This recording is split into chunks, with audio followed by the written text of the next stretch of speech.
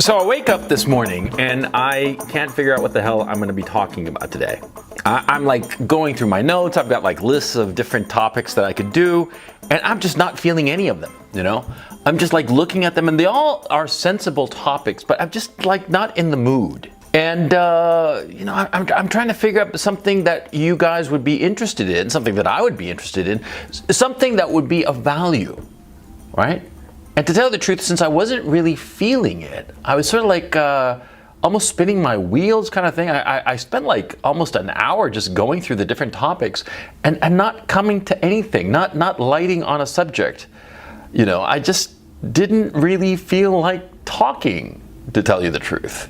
That's rare for me. I always feel like talking. I just like to talk. I'm a talkative guy. I've got verboria, call it whatever you want to call it. I like talking. And to tell you the truth, talking has gotten me into more trouble than I can remember. Because a lot of times, see, when you're talking, you're just digging a hole for yourself. A lot of times just talking is not going to help your cause. In point of fact, it's going to hurt it. I did a video similar to this called "The Secret to a Long Life is Knowing When It's Time to Go." You can find it right here. In that video, I basically said that you always have to know when to leave the party. You always have to know when you should leave so that you want them wanting more. Same thing with talking. You talk too much and you're just going to bore people. You talk too much and just say too many things, and they're just, it's that, not that they just want to speak, it's that they're just going to get tired of you, okay?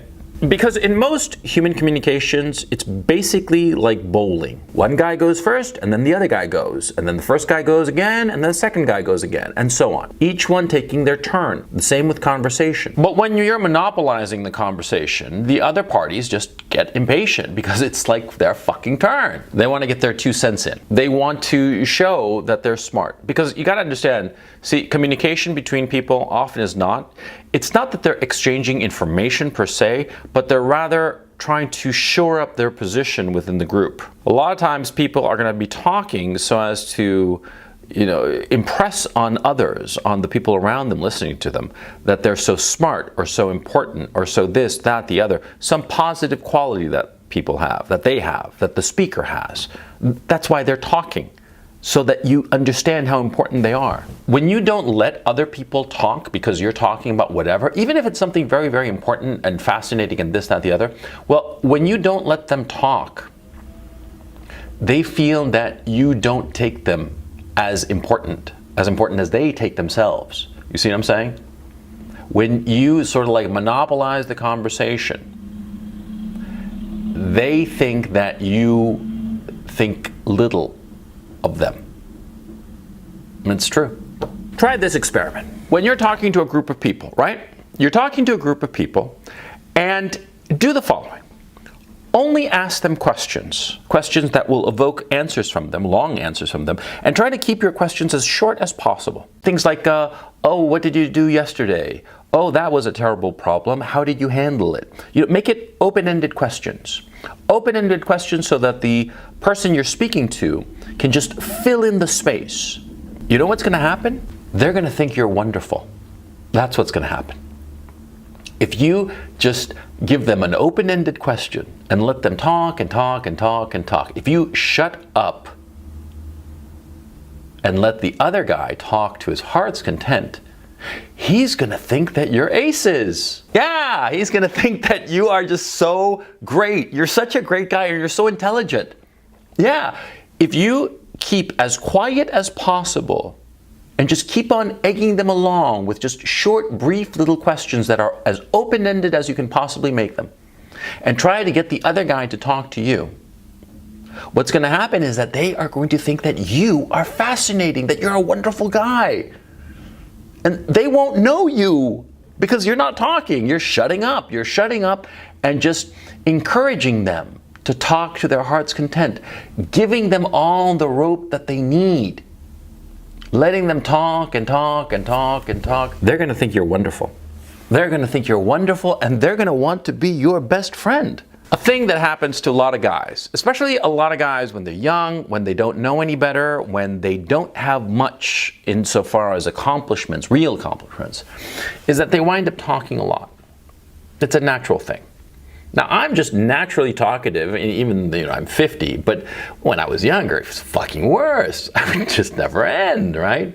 Because it was a combination of my natural inclination to talk a lot and also my insecurity. My insecurity, I didn't feel very confident in who I was. So I wanted to talk and talk and talk so as to convince the people around me that I was worthwhile.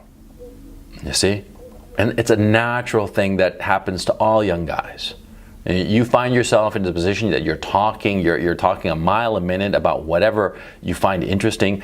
Chances are, number one, nobody else finds it interesting. And number two, the real reason you're talking about this thing is to show your mastery over this particular topic, or to show how clever you are, or to otherwise basically shill yourself. And that's what you're doing. You're shilling yourself when you talk. When you talk to people, you are trying to convince them that you're wonderful.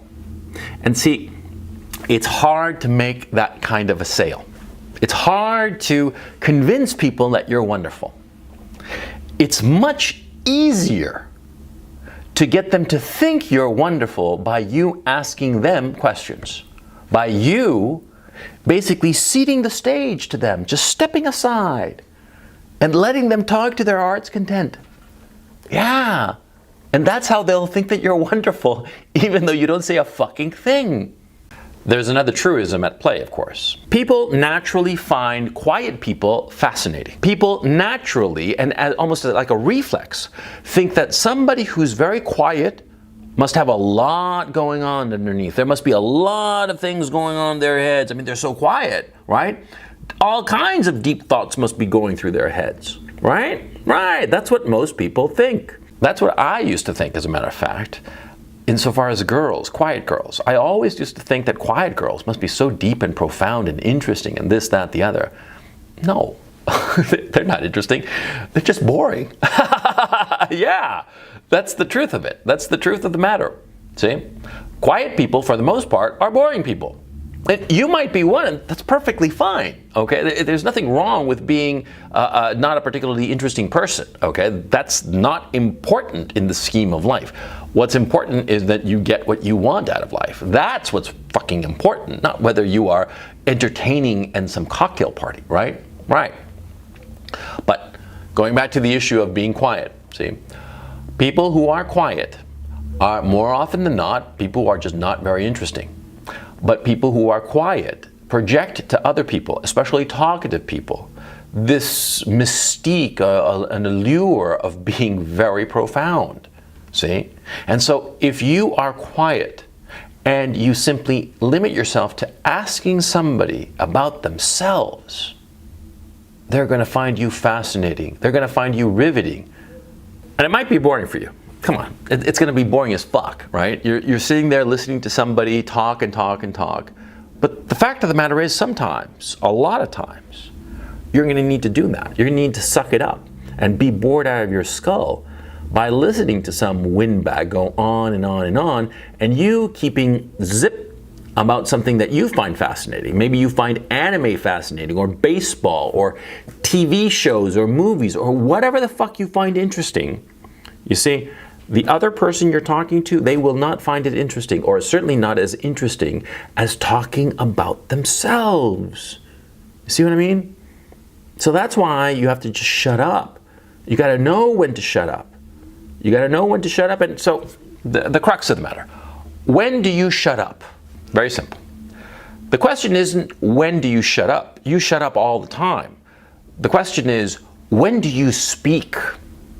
When do you offer information about yourself, either about your past or your opinions or whatever, the knowledge that you might have of some topic or other? When is it that you speak? That's the question. And the answer to it is very simple. You speak when the other people are truly interested. You shut up the rest of the time. It's actually very difficult. It demands a great deal of discipline. And let me get into that.